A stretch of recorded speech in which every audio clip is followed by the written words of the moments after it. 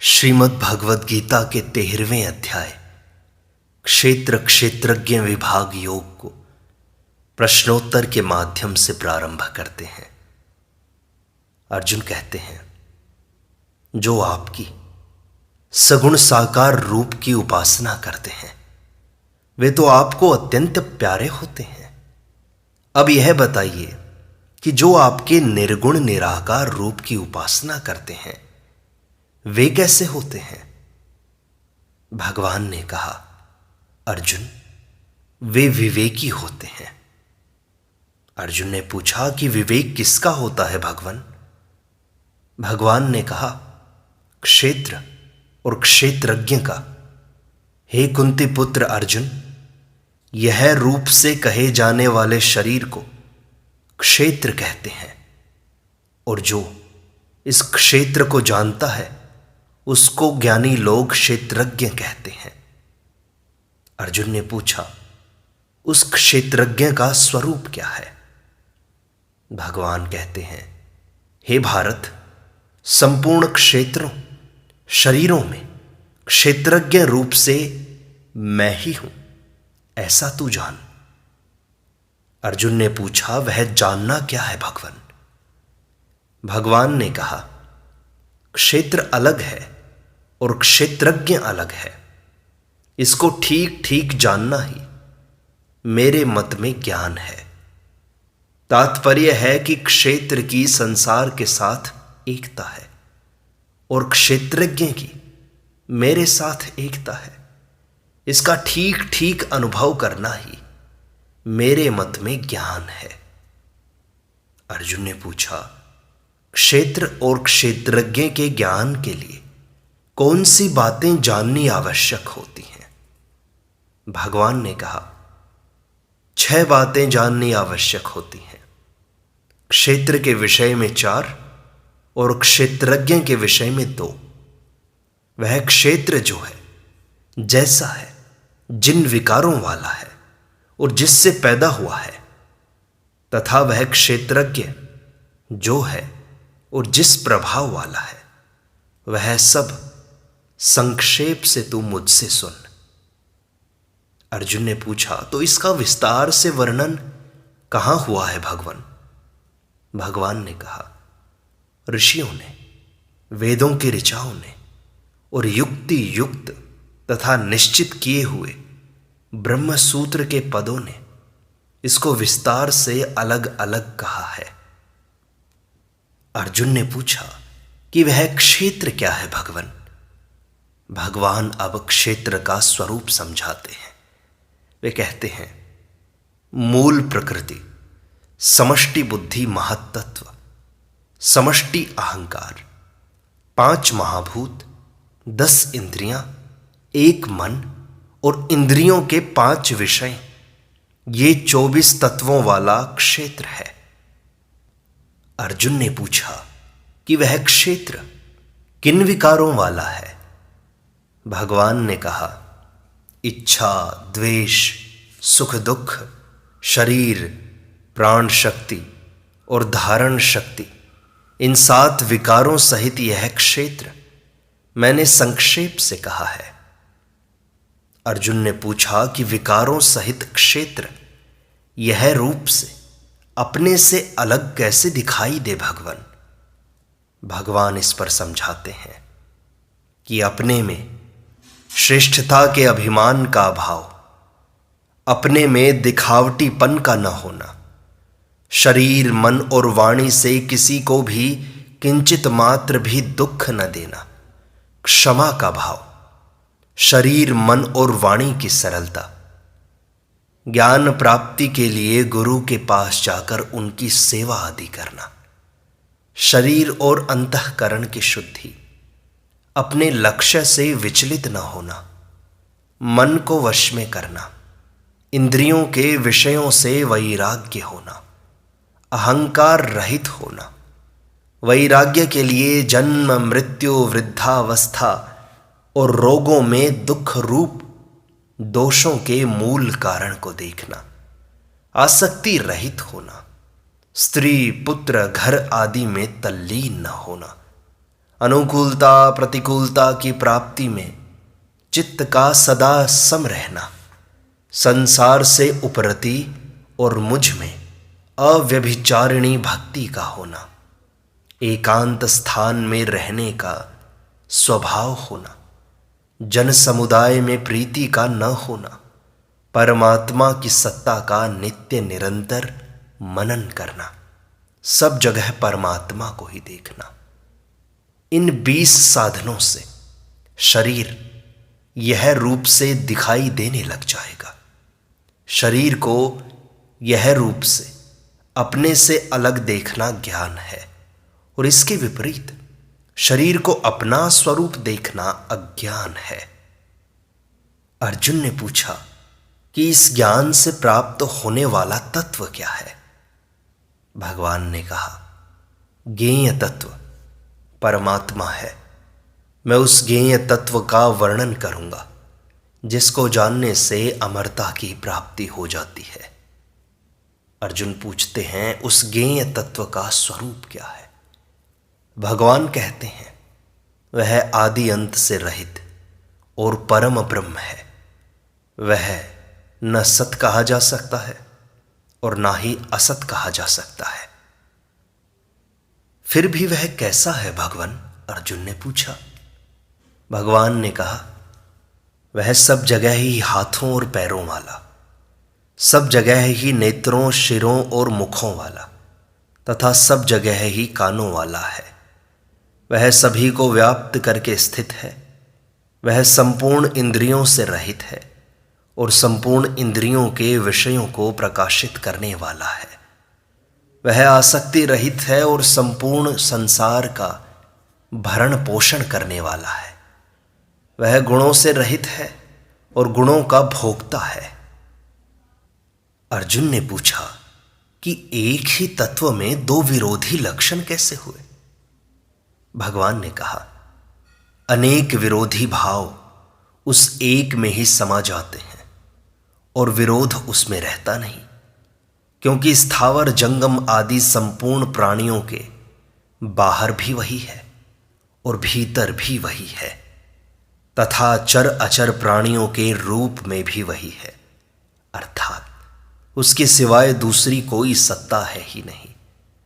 दूर से दूर भी वही है और नजदीक से नजदीक भी वही है। वह अत्यंत सूक्ष्म होने से अविज्ञेय है, अर्थात इंद्रियों और अंतःकरण का विषय नहीं है, इसलिए उसमें विरोध नहीं है। उसमें विरोध न होने का और कारण क्या है भगवान? ये बात अर्जुन ने पूछी तो भगवान कहते हैं, वह परमात्मा विभाग रहित होता हुआ भी अनेक विभाग वाले प्राणियों में विभक्त की तरह स्थित है।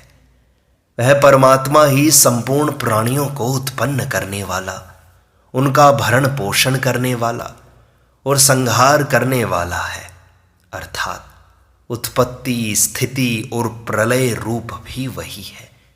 उस परमात्मा को जानना चाहिए। अर्जुन ने पूछा, उसका स्वरूप क्या है? भगवान ने कहा, इंद्रियां, मन, बुद्धि आदि के द्वारा जितने ज्ञान होते हैं वे सभी उसी से प्रकाशित होते हैं, इसलिए वह संपूर्ण ज्योतियों का भी ज्योति है। उसमें अज्ञान का अत्यंत अभाव है। वह ज्ञान स्वरूप है, जानने योग्य भी वही है। वह ज्ञान से प्राप्त करने योग्य है। वह सबके हृदय में विराजमान है। अर्जुन ने पूछा कि और किस किस को जानना है और जानने का क्या माहात्म्य है भगवान? भगवान ने समझाया कि क्षेत्र, ज्ञान और ज्ञेय, इन तीनों को जानना है, जिनका वर्णन मैंने संक्षेप से कर दिया है। इन तीनों को ठीक ठीक जानने वाला मेरा भक्त मेरे भाव को प्राप्त हो जाता है, अर्थात उसको मेरे साथ अभिन्नता का अनुभव हो जाता है। अर्जुन ने पूछा, भक्त तो क्षेत्र, ज्ञान और ज्ञेय, इन तीनों को जानकर आपसे अभिन्नता का अनुभव कर लेता है, पर जो साधक केवल ज्ञान मार्ग पर ही चलना चाहता है उसके लिए क्या जानना आवश्यक है? भगवान ने कहा, उसके लिए प्रकृति और पुरुष, इन दोनों को अलग अलग जानना आवश्यक है। प्रकृति और पुरुष ये दोनों ही अनादि हैं। अर्जुन ने पूछा, जब ये दोनों अनादि हैं तो फिर ये गुण और विकार किससे पैदा हुए? भगवान ने बताया, गुण और विकार प्रकृति से पैदा होते हैं। इसके सिवाय कार्य, करण और कर्तापन में भी प्रकृति ही हेतु बनती है। अर्जुन ने पूछा कि पुरुष किसमें हेतु होता है महाराज? भगवान बोले, पुरुष तो सुख दुख के भोक्तापन में हेतु होता है। अर्जुन ने फिर पूछा कि पुरुष भोक्तापन में हेतु कब होता है? भगवान ने कहा, प्रकृति में स्थित होने से, उसके साथ अपना संबंध मानने से ही पुरुष गुणों का भोक्ता बनता है, और गुणों का संग होने से ही वह ऊंच नीच योनियों में जन्म लेता है। अर्जुन ने पूछा कि उस पुरुष का स्वरूप क्या है भगवान? भगवान बोले, वह पुरुष प्रकृति के कार्य शरीर के साथ संबंध रखने से उपद्रष्टा, उसके साथ मिलकर सम्मति देने से अनुमंता, अपने को उसका भरण पोषण करने वाला मानने से भरता, उसके संग से सुख दुख भोगने से भोगता, और अपने को उसका मालिक मानने से महेश्वर बन जाता है। परंतु स्वरूप से वह पुरुष परमात्मा कहा जाता है। वह इस शरीर में रहता हुआ भी वास्तव में शरीर के संबंध से रहित ही है। अर्जुन ने पूछा, इस तरह प्रकृति और पुरुष के स्वरूप को जानने से क्या होता है भगवान? भगवान बोले, इस तरह गुणों के सहित प्रकृति को और गुण रहित पुरुष को जो मनुष्य ठीक ठीक जान लेता है, उसका सब तरह के शास्त्र विहित बर्ताव करते हुए भी फिर जन्म नहीं होता, अर्थात वह जन्म मरण से मुक्त हो जाता है। अर्जुन ने फिर पूछा, उस पुरुष को जानने का और भी कोई उपाय है क्या? भगवान ने कहा, हाँ है। कई मनुष्य ध्यान योग के द्वारा, कई सांख्य योग के द्वारा और कई कर्मयोग के द्वारा अपने आप में अपने स्वरूप को जान लेते हैं। अर्जुन ने पूछा, और भी कोई सरल उपाय है क्या? भगवान ने कहा, हाँ है। जो मनुष्य ध्यान योग, सांख्य योग आदि साधनों को नहीं जानते, केवल जीवन मुक्त महापुरुषों की आज्ञा के परायण हो जाते हैं, वे भी मृत्यु को तर जाते हैं, अर्थात मुक्त हो जाते हैं। अर्जुन ने पूछा कि वे मृत्यु को कैसे तर जाते हैं भगवान? भगवान ने कहा, हे भरतवंशियों में श्रेष्ठ अर्जुन, स्थावर और जंगम जितने भी प्राणी पैदा होते हैं, वे सभी क्षेत्र और क्षेत्रज्ञ के माने हुए संयोग से ही पैदा होते हैं, ऐसा तू समझ। इसलिए क्षेत्र के साथ अपना संयोग न मानने से वे तर जाते हैं, जन्म मरण से मुक्त हो जाते हैं। अर्जुन ने पूछा, इस संयोग से छूटने के लिए मनुष्य को क्या करना चाहिए? भगवान ने कहा, दो बातें करनी चाहिए। स्वतः सिद्ध परमात्मा के संबंध को पहचानना और प्रकृति से, शरीर से संबंध तोड़ना।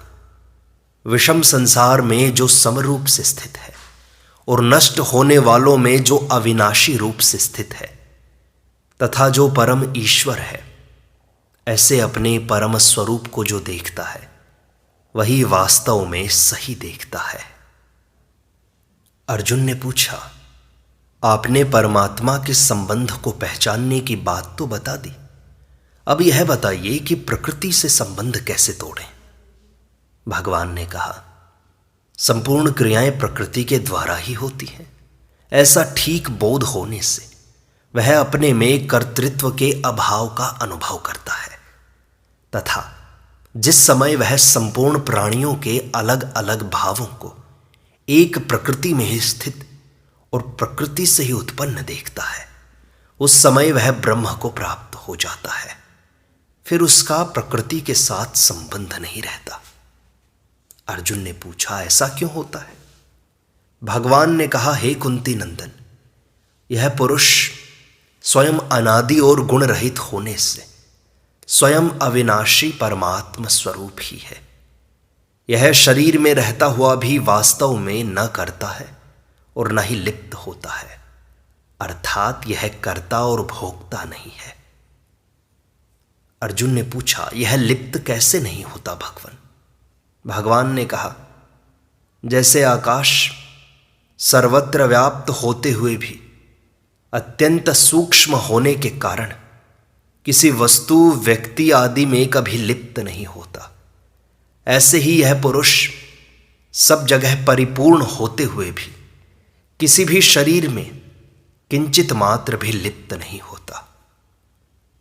अर्जुन ने पूछा, यह पुरुष कर्ता कैसे नहीं बनता भगवान?